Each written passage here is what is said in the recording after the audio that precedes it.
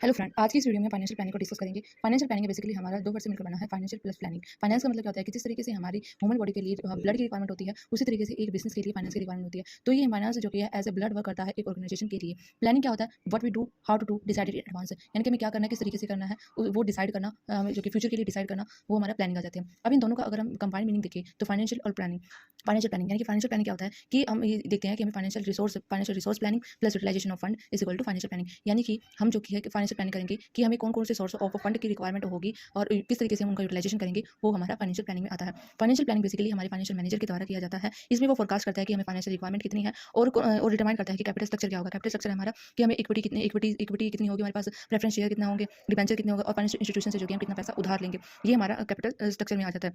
इसका मतलब हमने क्या देखा कि फाइनेंशियल मैनेजर क्या करता है, फोरकास्ट करता है कि हमें फाइनेंस की रिक्वायरमेंट कितनी है और उसके लिए हमारा कैपिटल स्ट्रक्चर क्या होगा, वो हमारा फाइनेंशियल प्लानिंग हो जाता है। फाइनेंशियल प्लानिंग में बेसिकली हम डिसाइड अपनी रिक्वायरमेंट, फिक्स्ड कैपिटल रिक्वायरमेंट हमारे पास कितनी होगी और वर्किंग कैपिटल रिक्वायरमेंट कितनी होगी, वो हम इसमें एस्टिमेट करने वाले हैं। फिक्स्ड कैपिटल रिक्वायरमेंट का मतलब कहते हैं कि एक जो अमाउंट जो हमारे बिजनेस को रन करने के लिए जो कि है चाहिए होगी, वो हमारे फिक्स्ड। और वर्किंग कैपिटल में क्या होता है कि जो डे टू डे एक्सपेंसेस होते हैं उनके फुलफिल करने के लिए हमें कितना पैसे की रिक्वायरमेंट होगी, वो हमारा आ जाता है वर्किंग कैपिटल रिक्वायरमेंट में।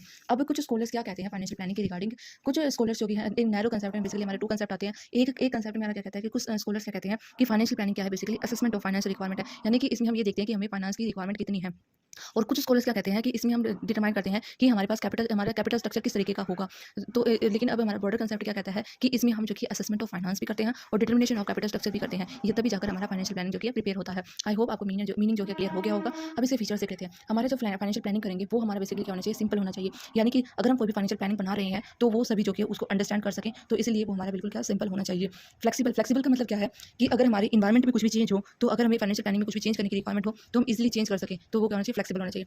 इकोनॉमिक का मतलब क्या है कि इसमें जो कि है मिनिमम एक्सपेंसेस होने चाहिए, लगने चाहिए हमारे अपनी कैपिटल को राइज करने के लिए, तो वो हमारा क्या हो जाएगा, इकोनॉमिकल हो जाएगा। अब नेक्स्ट हमारा आता है liquidity and solvency. Liquidity and solvency में बेसिकली लिक्विडिटी हमारे किसके लिए होता है, जो हमारे डे टू डे एक्सपेंसेस होती हैं, डे टू डे जो लायबिलिटी अराइज होती है उसकी पेमेंट करने के लिए जो कि हमें लिक्विडिटी कहते हैं। और सॉल्वेंसी का मतलब कहते हैं कि जो हम फ्यूचर के लिए, यानी कि अगर फ्यूचर में हमारे पास हमारा कोई क्रेडिट अराइज हो तो उसकी पेमेंट कर सके, वो हमारा सॉल्वेंसी में आ जाता है। फिर आता है less dependence on external sources. इसका मतलब क्या होता है कि जो हमारे जो यानी कि हम पैसा जो कि अपनी विद इन द ऑर्गेनाइजेशन ही जो कि है मतलब ले सकें। हमें जो कि है बाहर एक्सटर्नल, यानी कि हमें जो फाइनेंशियल इंस्टीट्यूशंस हैं उनसे जो कि पैसा लेने की रिक्वायरमेंट जो कि है उसके कम पड़े, यानी कि हम जो बाहर से पैसा अरेंज करने की रिक्वायरमेंट जो कि हमारे पास नीड जो कि है वो डेवलप कम हो, तो less dependent on external source. Next हमारा इफेक्टिव यूटिलाइजेशन ऑफ फंड, यानी कि हम जो कि फंड्स का एक प्रॉपर यूटिलाइजेशन करें, वेस्टेज ना करें, वो हमारे इसमें आता है। तो इसमें हम फाइनेंशियल प्लानिंग करेंगे तो हम जो कि इफेक्टिव यूटिलाइजेशन कर सकेंगे अपने फंड का। फोरकास्टिंग ऑफ कॉन्टीजेंसी का मतलब क्या है कि हमारा बिजनेस जो कि है लंबे समय तक जो कि है चलता रहे, वो जो कि हम फोरकास्ट करेंगे। अगर हमारे पास फाइनेंशियल प्लानिंग अच्छी होगी, यानी कि हमेशा अगर हमारे पास जो कि पैसा रहेगा, तो ऑब्वियसली बात है कि हमारा बिजनेस है वो कंटिन्यूस बेसिस पर चलता ही रहेगा। अब हमारा नेक्स्ट क्वेश्चन क्या आता है कि इंपॉर्टेंस और नीड क्या है फाइनेंशियल प्लानिंग की। सबसे पहले हमारी helpful in effective operation of business. इसका मतलब क्या है कि बिजनेस के ऑपरेशंस क्या होते हैं, प्रोडक्शन करना और डिस्ट्रीब्यूशन करना। तो जो हमारा प्रोडक्शन और डिस्ट्रीब्यूशन की एक्टिविटी है उनको जो कि हम अच्छे से करने में जो कि फाइनेंशियल प्लानिंग हमें हेल्प करती है। इसका मतलब क्या है कि हमें पता है कि हमें प्रोडक्शन के लिए कितना पैसा जो कि है लगाना है, तो इसीलिए ये हमें जो हमारे इफेक्टिव, यानी कि हमारे जो बिजनेस के ऑपरेशंस होते हैं उनको इफेक्टिवली फुलफिल करने में हेल्प करती है। नेक्स्ट हमारा helpful in maintaining liquidity. Liquidity हमने देखा था कि क्या होता है कि जो हमारे डेली बेसिस पर जो क्रेडिट अराइज होते हैं, डेली बेसिस पर जो हमारी लायबिलिटी अराइज होती है उनकी पेमेंट कर सके, वो हमारी क्या जाती है, लिक्विडिटी हो जाती है। तो ये हमें हेल्प करती है मेंटेनिंग लिक्विडिटी। फिर हमारा आता है helpful in optimum capital structure, यानी कि हमारा कैपिटल स्ट्रक्चर जो कि एक ऑप्टिमम हो, यानी कि हमारे पास जो हमारे शेयर्स हैं, डिबेंचर्स हैं, प्रेफरेंस शेयर हैं, या हमें फाइनेंशियल इंस्टीट्यूशन से जो कि पैसा लेंगे, तो वो हमें एक ऑप्टिमम बता देता है कि हमें इतने पैसे की जो कि रिक्वायरमेंट है, उस बेसिस पर क्या करेंगे, हम अपना कैपिटल स्ट्रक्चर जो कि प्रिपेयर करेंगे। Helpful in avoiding misuse of finance, हमें पता है कि हमें कहाँ पर कितना पैसा लगाना है, तो इसलिए ये मिसयूज की जो चांसेस होते हैं उसे भी रिड्यूस कर देती है। एक्सपेंशन हेल्प करती है, एक्सपेंशन ऑफ बिजनेस, यानी कि ग्रोथ करने में, उसका एक्सपेंशन करने में जो कि है ये फाइनेंशियल प्लानिंग हमें हेल्प करती है। हेल्प इन फाइनेंशियल कंट्रोल, हमें फाइनेंशियल कंट्रोल करने में भी हेल्प करती है कि हम जो कि है अपना जितना हमें जो कि स्टैंडर्ड प्रिपेयर किया है और कितनी हमारी परफॉर्मेंस है, तो उनको कंपेयर करके हम जो कि फाइनेंशियल पर कंट्रोल कर सकते हैं। अगर हमारे कहाँ पर वेस्टेज हो रही है या फिर हमारे पास जो कि है जिस तरीके का हमने स्टैंडर्ड प्रिपेयर किया था उस तरीके की हमारी परफॉर्मेंस नहीं है, तो हम जो कि उसे कंट्रोल कर सकते हैं। तो helpful in financial control. Next हमारा helpful in establish coordination with other business plan. इसका मतलब क्या है कि जो हमें पता है कि हमें इस पर्टिकुलर काम के लिए हमें इतना पैसा जो कि लगाना है, तो उससे क्या होगा कि बैलेंस बना रहेगा। ये हर एक एक्टिविटी का अमाउंट डिसाइड है, तो ये चांसेस नहीं होंगे कि एक एक्टिविटी में हमने ज़्यादा पैसा लगा दिया तो जो बची हुई एक्टिविटी है उनमें जो कि पैसा कम पड़ गया, तो इसलिए ये कोऑर्डिनेशन बना के रखती है बिजनेस प्लान में।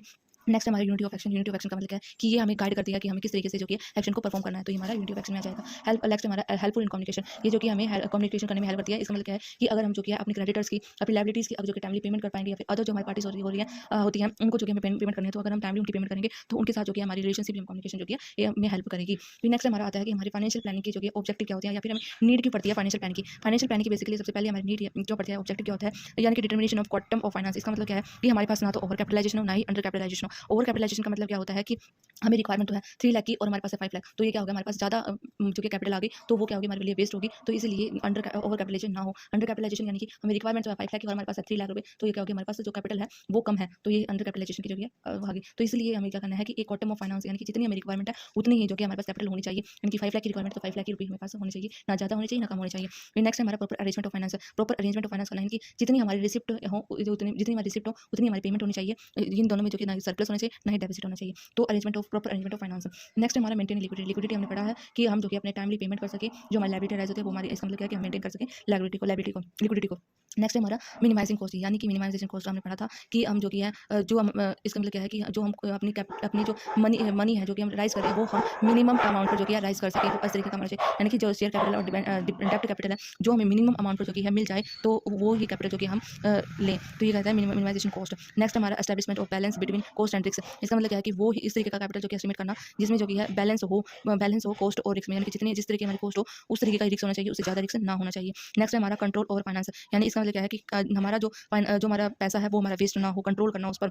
इसमें क्या है कि जो हमारा जो हमने स्टैंडर्ड जो कि बनाया था और जो हमारा एक्चुअल परफॉर्मेंस है उसको जो कि है टाइमली जो कि चेक करना, अगर उसमें कुछ भी जो कि डेफिसिट आ जाता है तो उसमें जो कि हम कंट्रोल करें। फिर आता है हमारा नेक्स्ट हमारा टाइप ऑफ फाइनेंशियल प्लानिंग। क्या होती है फाइनेंशियल प्लानिंग, कितने टाइप की होती है फाइनेंशियल प्लानिंग? बेसिकली हमारे 3 टाइप्स की होती है, शॉर्ट टर्म, मिडिल टर्म और लॉन्ग टर्म। शॉर्ट टर्म में बेसिकली हम क्या करते हैं, 1 साल के लिए बनाते हैं और इसमें हम देखते हैं कि हमारी जो लिक्विडिटी है बिजनेस की वो मेंटेन रहे। लिक्विडिटी हम बहुत बार पढ़ चुके हैं, क्या होता है कि हम जो कि डेली बेसिस पर जो हमें लायबिलिटी राइज होती है उसको पेमेंट करने के लिए जो कि फाइनेंशियल प्लानिंग करते हैं। नेक्स्ट हमारा middle term financial planning. Middle term financial planning basically 1 से लेकर 5 साल के बीच तक जो कि बनाई जाती है, 5 साल तक बनाई जाती है। इसमें बेसिकली हम क्या करते हैं कि जो मतलब कि अगर हमने कोई मशीनरी ले रखी है, प्लांट ले रखी है, तो उसकी जो रिपेयर का खर्चा आता है वो रिसर्च एंड डेवलपमेंट में आता है, उनके उसके लिए जो कि हमारे पास अगर हम उसके लिए जो कि फाइनेंस अरेंज करके रहेंगे तो वो हमारा क्या आएगा, middle term financial planning. Next हमारा लॉन्ग टर्म फाइनेंशियल प्लानिंग। इसमें तो हमने क्या देखा था कि जो रिपेयर करने का जो हमने परचेज पहले से कर चुके हैं उनकी रिपेयर करने में जो खर्चा आता है वो उसमें वो पैसा लगाने के लिए मिडिल टर्म, और हम न्यू मशीनरी न्यू प्लांट को परचेज करने में जो कि है पैसा लगाते हैं उसके लिए प्लानिंग करते हैं, वो हमारी आ जाती है लॉन्ग टर्म फाइनेंशियल प्लानिंग, जिसमें हम 5 से ज़्यादा सालों के लिए जो कि अपनी प्लानिंग करते हैं। अगर हम कोई भी प्लांट को खरीदेंगे, कुछ मशीनरी को खरीदेंगे, तो उसका बेनिफिट जो कि हमें बहुत लंबे समय तक जो कि है पड़ेगा। इसमें जो कि हम लैंड कोई भी हम जो कि लैंड खरीद रहे हैं तो उसका बेनिफिट हमें जो कि बहुत लंबे समय तक पड़ने वाला है। तो इसमें यही था हमारा long term financial planning. I hope आपको वीडियो पसंद आई होगी। If you like this video please like share subscribe my channel. Thank you friend.